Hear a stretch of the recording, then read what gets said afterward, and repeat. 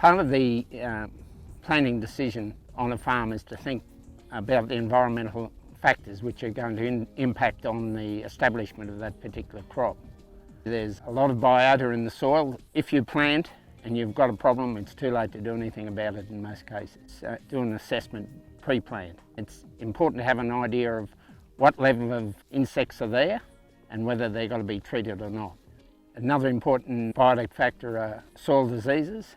The longer that seedling takes to get out of the ground, the greater the chance of seedling disease impacting on it. The condition of the bed obviously is a very important factor in the establishment. Seed-soil contact is important. The smaller the aggregates, the better the job we're likely to achieve, whether you be planting into moisture or watering up. Planting speed is another important consideration.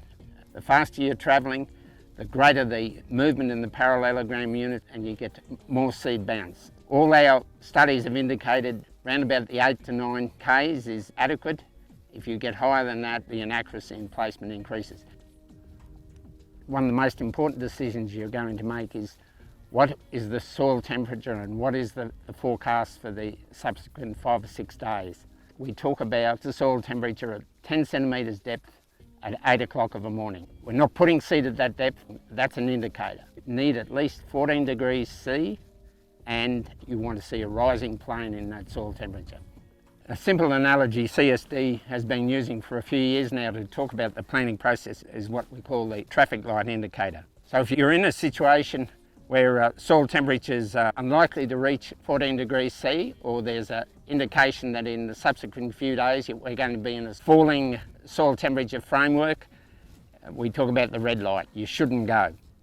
On the other hand, if you've reached that 14 degrees C and it's an indication that things are going to be warming up in subsequent days, everything's a goer, it's a green light.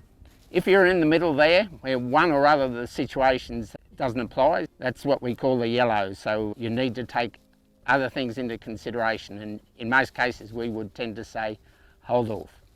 The CSD Cruiser Fund has put a series of soil temperature monitoring devices right through the valleys. These give a continuous monitoring of the soil temperature and can be read on the CSD website.